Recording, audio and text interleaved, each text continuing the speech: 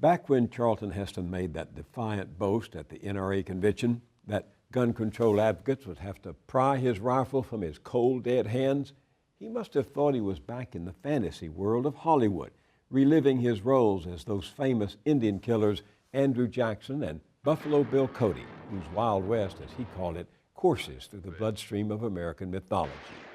For sure, Heston was not channeling his most famous role as Moses striding down from Mount Sinai with a tablet of stone inscribed with God's blueprint for a civilized society, including the commandment, "Thou shalt not kill."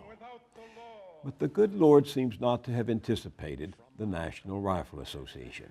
Its conscience, as cold and dead as Charlton Heston's grip on his gun, the NRA has become the armed bully of American politics, the enabler of the gunfighter nation, whose exceptionalism includes a high tolerance for the slaughter of the innocent.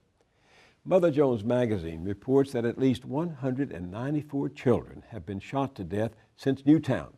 127 of them died in their own homes and dozens more in the homes of friends, neighbors, and relatives, not strangers. 72 pulled the trigger themselves or were shot by another youngster.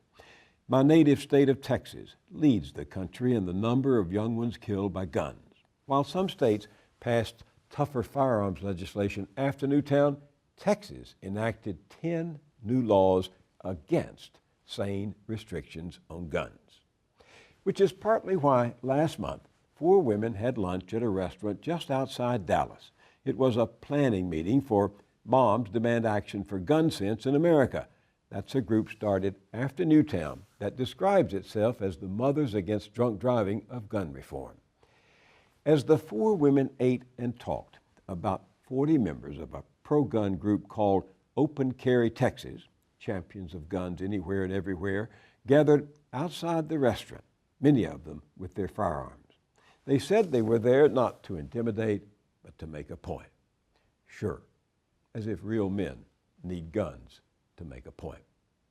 So it goes, "Thou shalt not kill." But if you do, hide behind the Second Amendment, made holier and more sacrosanct by the NRA than God's own commandment. We close with a simple public service announcement produced by the very unintimidated Moms Demand Action, marking this month's Newtown anniversary.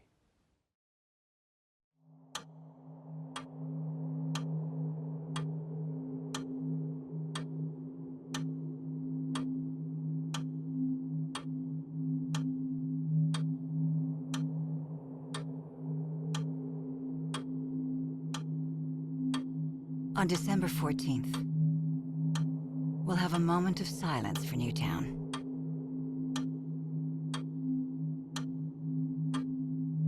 But with 26 more school shootings since that day,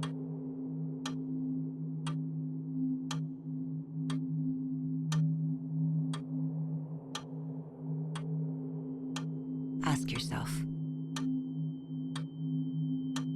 is silence what America needs right now?